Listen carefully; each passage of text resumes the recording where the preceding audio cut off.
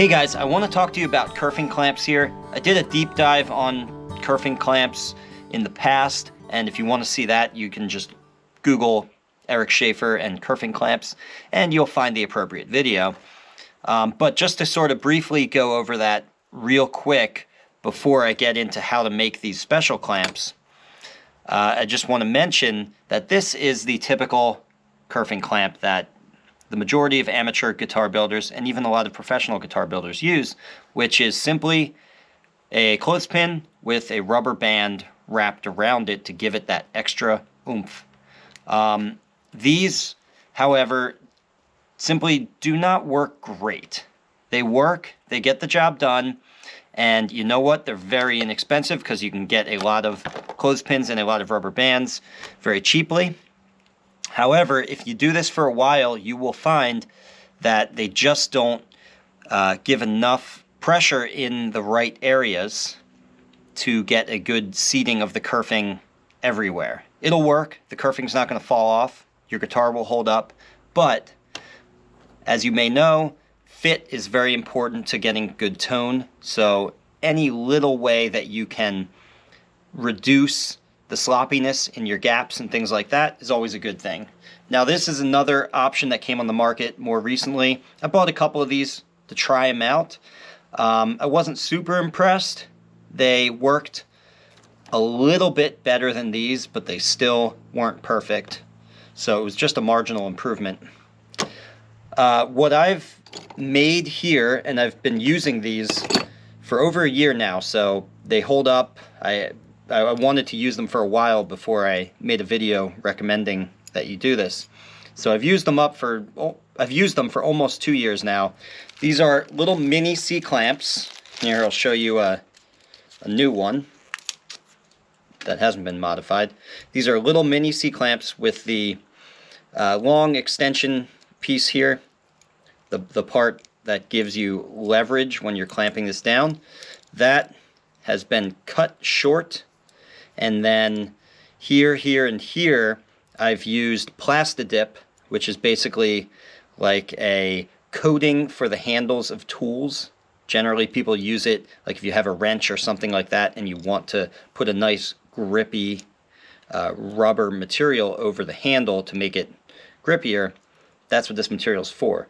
But I use it on the two pads here so that you don't have to worry about damaging any surfaces that you're clamping on, and then also dipping this end keeps this little T shape here together, and it also gives you something that is comfortable to grip and isn't going to tear up your fingers when you're using these, because you're going to use them a lot. Lastly, it actually is important to cut this off simply because again, you're going to be using a lot of these little clamps if you go this route, and this is just too much leverage, far too much leverage to have when you're clamping these down. It's way too easy with these to clamp too hard. With this, I can't. It's just a simple twist of my fingers there rather than a pull of the wrist. Alright, so again, if you want to understand more about kerfing clamps and why you might go away from these ones, Google that video. But for now, we're just going to get right into how I make these. I'm making a bunch of them right now, so I'll show you. Alright, so I have my vise here. I'm going to start by taking my 1-inch C-clamp here, and I'm going to clamp that in there. I just clamped the, what do you call that? The little extension piece that gives you leverage. Clamp that into the vise, and I'm going to hold on to this and take this big old hacksaw, and I'm just going to cut it right there.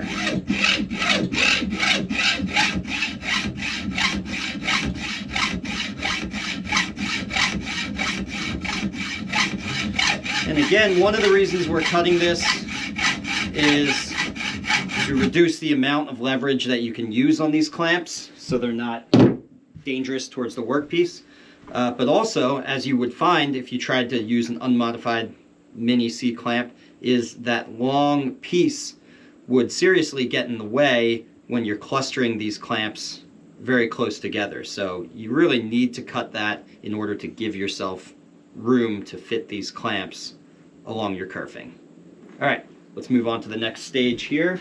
All right, so now this little piece right here, I just like to, you actually don't really have to do this, but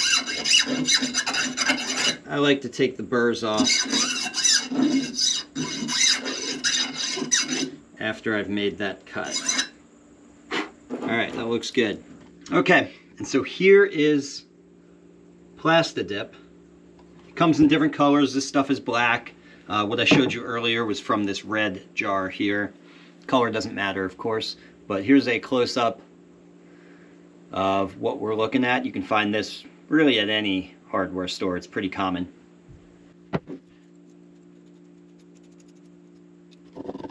All right, now I'm simply going to dip this part of the clamp in there. I'll hold it there for about 8 to 10 seconds.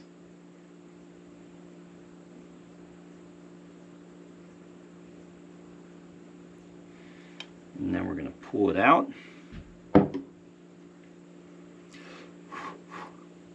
And it wants to kind of drip at first, so you just got to move it around until it starts to cure a little bit. You can blow on it and it'll cure pretty quickly. Or not, it won't fully cure. We're just trying to get it to not drip, so to cure enough that it's stable. All right.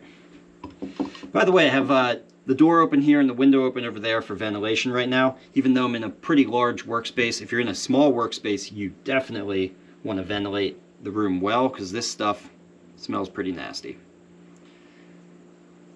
All right, now I'm dipping the top part.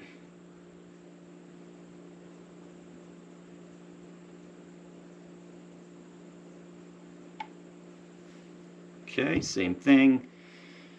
Just kind of keep it from dripping. You can blow on it to cure it over so it doesn't want to drip as much. And now that little piece there that forms the T of the handle, I'm going to place that in there and simply dip that in the Plasti-Dip, which will lock it in place so it won't fall out anymore, and it gives you a nice little handle to grip onto.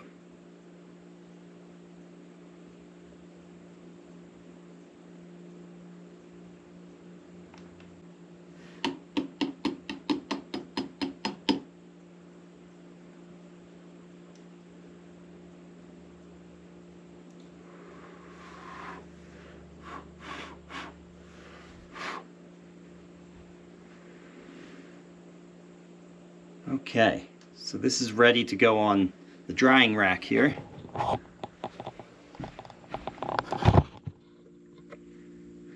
Here I have, I've just set up a dowel held in these cam clamps here to create some drying racks so that I can hang these.